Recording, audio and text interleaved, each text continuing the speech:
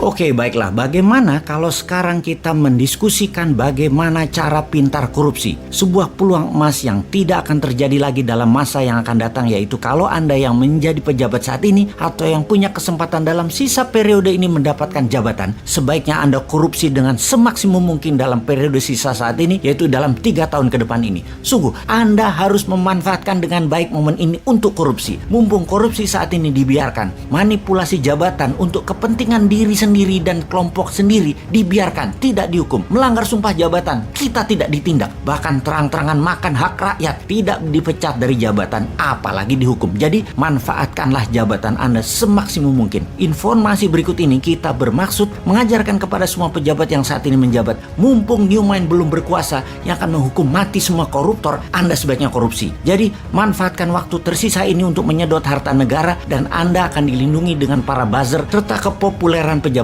tertinggi yang dengan cantik punya pasukan media yang hanya memberitakan bagusnya saja dari karya-karya pakai hutang yang hutangnya tidak diungkap, hanya bentuknya yang diekspos, hanya yang sukses seperti jalan tol, bandara, sirkuit atau apapun, semua yang sukses saja yang diekspos. Kita akan mengajarkan bagaimana korupsi itu dilakukan. Oke? Pertama, mainkan anggaran daerah, anggaran pusat, anggaran departemen, dan anggaran BUMN. Pastikan Anda punya teman atau sahabat yang Anda percaya untuk dimenangkan tendernya, diatur pagunya, dibuatkan spek produk sesuai dengan bohir Anda. Teman Anda tadi pastikan punya mitra yang memang pengalaman untuk bisa menyelesaikan proyek tersebut sebagai subkontraktor atau sub-supplier Anda. Teman Anda yang dimenangkan tendernya dan mendapatkan proyek tadi tinggal disubkan, nggak kerja, dapat cuan. Pastikan semua proyek dan anggaran di tangan Anda jatuh ke perusahaan kroninya Anda. Cara kedua adalah ciptakan proyek angin ribut dalam tanda petik. Proyek terlihat keren dan yang membuat masyarakat akan melihat Anda seperti orang sukses. Kemudian buat teman Anda yang dapat proyeknya tersebut. Proyek angin ribut ini kalau di daerah kerjasama dengan DPRD, pastikan semua politikus dapat permen jatah premannya. Kalau di pusat, pastikan sobat politikus Senayan dapat juga, yaitu untuk meloloskan anggaran atau membuat peraturan yang menguntungkan Anda para pejabat. Kemudian buat proyek yang ada asingnya dengan membodohi pemimpin tertinggi, seakan kalau ada uang asing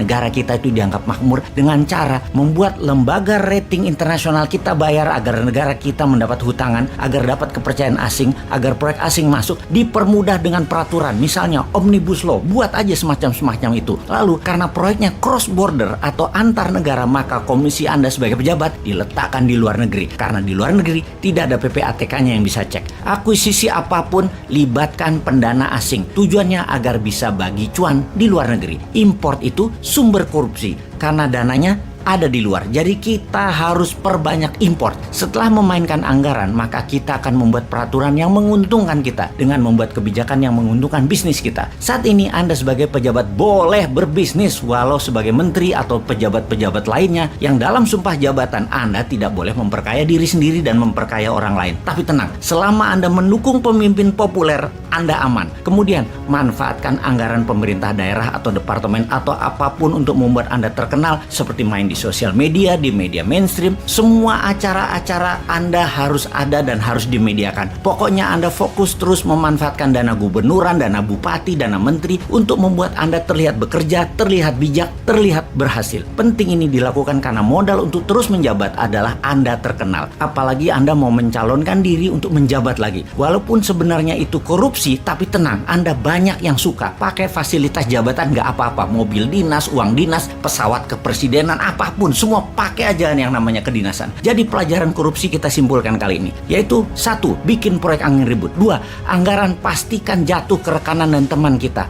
3. Ubah peraturan dan kebijakan pemerintah pusat, pemerintah daerah, departemen yang menguntungkan teman-teman kita. 4. Perbanyak proyek antar negara agar komisi berada di luar. 5. Buat proyek multi-year sampai di atas 10 tahun agar yang menanggung bukan Anda lagi ketika Anda tidak menjabat, dan komisinya kan dapat di muka. Misalnya beli pesawat terbang 100 unit selama 10 tahun. Nah, komisinya kan di depan dan anggaran nyicil 10 tahun termasuk penyerahan pesawatnya nanti. Biarkan pejabat kemudian yang pusing dan rakyat yang pusing. Terakhir adalah gunakan fasilitas dan anggaran jabatan untuk membuat Anda terkenal di media. Oke, kita jelaskan nanti yang lebih rumit lagi, namun dapat dipastikan rakyat tidak akan tahu.